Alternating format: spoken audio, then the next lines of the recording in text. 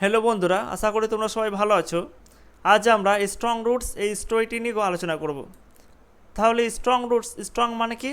শক্ত। রুটস মানে হচ্ছে শিকড়, শক্ত শিকড়। এবং এটা হচ্ছে এপিজে আব্দুল কালামের একটি লেখা। তাহলে দেখো, আমরা প্রথমে কবি পরিচিতি সম্বন্ধে দেখিনি। এপিজে আব্দুল কালামের ফুল ফর্ম বা সম্পূর্ণ নামটি কি হচ্ছে?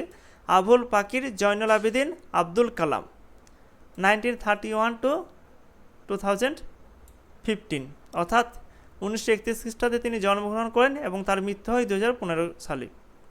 ওয়াজ one of the pioneers. One মানে কি? ওয়াজ মানে ছিলেন, ওয়ান মানে একজন, অফ দি পায়োনার্স। পায়োনার্স মানে হচ্ছে বিগিনার্স বা অগ্রদূত। Was one of the pioneers of aerospace engineering in India.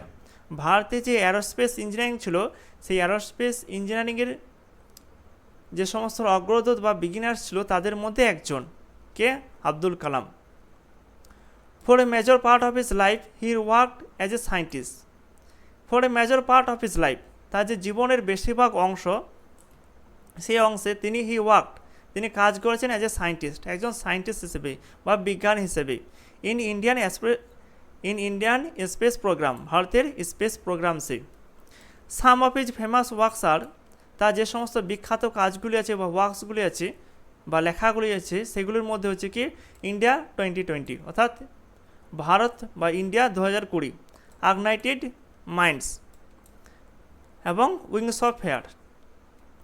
He was the president of India from 2002 to 2007। তিনি 2002 থেকে 2007 খ্রিস্টাব্দ বা 2007 সাল পর্যন্ত তিনি ভারতের রাষ্ট্রপতি হিসেবে কর্মরত ছিলেন। Strong roots is an extract. এই যে স্ট্রং রুটস আমরা দেখতে পাচ্ছি, এটা কি? এটা হচ্ছে কি একটি এক্সট্রাক্ট, নির্যাস, from doctor Kalam's autobiography wings of fair. তাহলে ডক্টর কালামসের যে অটোবায়োগ্রাফি বা আত্মজীবনী উইংস অফ ফায়ার আছে, সেই উইংস অফ ফায়ারের একটি অংশ বা নির্যাস হচ্ছে কি strong roots. In this extract, এই নির্যাসে he talks about his childhood in his home town. এই নির্যাসের মধ্যে তিনি তার যে বাড়ির শহর আছে, সেই শহরে যে শৈশবকাল, সেই শৈশবকাল সম্বন্ধে তিনি লিখেছেন বা বলেছেন। The piece presents a delightful sketch of the author's early life.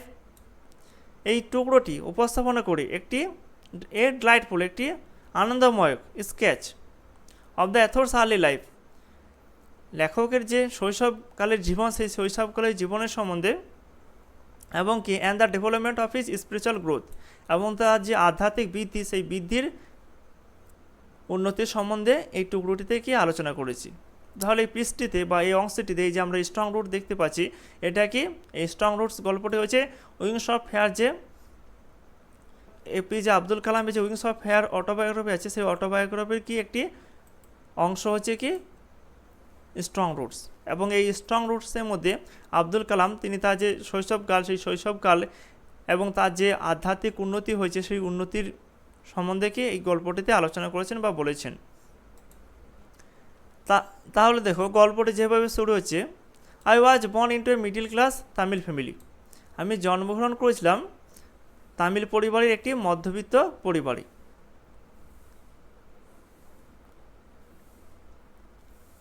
In the island town of Rameswaram, in the erstwhile Madras state. In the island town of Rameswaram, রামেশ্বরমের একটি দ্বীপের শহর। এখানে আইল্যান্ড বলতে কি দ্বীপ, অ্যান্ড টাউন মানে কি শহর, দ্বীপের শহর। তাহলে রামেশ্বরমের একটি দ্বীপের শহরের। In the erstwhile Madras state, যেটা পূর্বে মাদ্রাজ স্টেটের মধ্যে ছিল, এখন সেটা কোথায় আছে? এখন চেন্নাইয়ের মধ্যে পড়ছে। মাই ফাদার, আমার বাবা, জয়নুল আবেদিন। তাহলে আব্দুল কালামের বাবার নাম কি? Jainul Abedin. Had neither much formal education nor much wealth. না ছিল তার কোনো প্রথাগত শিক্ষা, না ছিল তার সম্পদ। অর্থাৎ আব্দুল কালামের বাবা জয়নুল আবেদিন, তার কোনো সহজাত ফর্মাল এডুকেশনও ছিল না, অর্থাৎ প্রথাগত শিক্ষাও ছিল না, এবং তার কোনো সম্পদও ছিল না। ডিসপাইট দিস ডিসঅ্যাডভান্টেজেস, এই সমস্ত অসুবিধাগুলো সত্ত্বেও, হি পজেসেড, তিনি অর্জন করেছিলেন great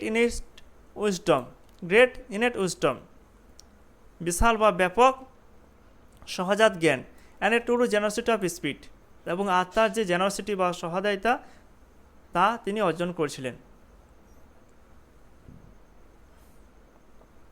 he had an ideal helpmate in my mother. তার একজন আদর্শ সঙ্গিনী ছিল, সেটা হচ্ছে কি আমার মা আসিয়াম্মা। তাহলে আব্দুল কালামের মায়ের নাম কি? আসিয়াম্মা। এটা আমাদেরকে মনে রাখতে হবে। I do not recall the exact number of people she feed every day.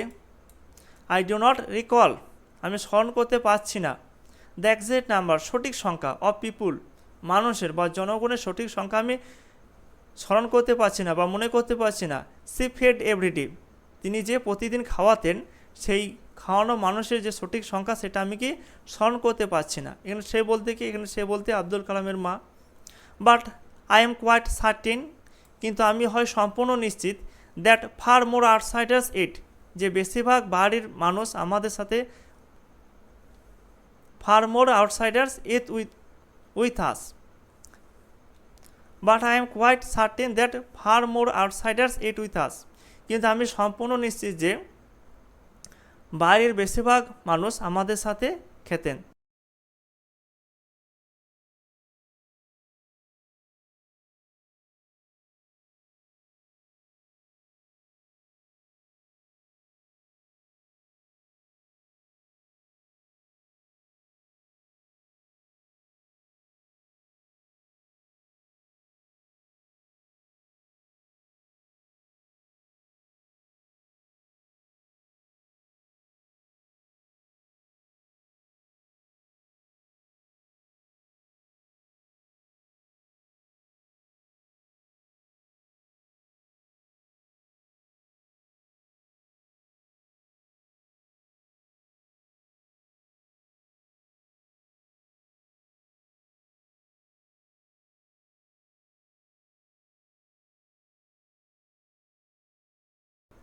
My mother's lineage was more distinguished, আমার মায়ের যে বংশ সেটা ছিল আরও ডিস্টিংগুইশড, মানে আরও খ্যাত। One of her forebears having been bestowed the title of Bahadur by the British, তার পূর্বপুরুষদের একজনকে ব্রিটিশ সরকার দ্বারা বাহাদুর উপাধি দেওয়া হয়েছিল। তাহলে দেখো এখানে আব্দুল কালাম কি বলছে, তার মায়ের যে বংশ ছিল সেই বংশটা বেশি খ্যাত বা বিখ্যাত ছিল। কী কারণে? কারণ কি তাদের যে পূর্বপুরুষ আছে তাদের মধ্যে একজনকে কে ব্রিটিশরা বাহাদুর টাইটেল বা উপাধি দিয়েছিল, সেই জন্যে। I was one of many children, আমি ছিলাম অনেক সন্তানের মধ্যে একজন। A short boy with rather undistinguished looks, অবিখ্যাত চেহারার বা দেখতে একটি ছোট ছেলে। Born to tall and handsome parents, জন্মিয়েছিলাম লম্বা এবং সুদর্শন পিতামাতার। অর্থাৎ এখানে আব্দুল কালামের পিতামাতা তো ছিল সুন্দর বা তারা লম্বা এবং সুন্দর, কিন্তু আব্দুল কালাম কি ছিলেন? একজন ছোট এবং একজন আনডিস্টিংগুইশড, অর্থাৎ অবিখ্যাত বা অখ্যাত ব্যক্তি।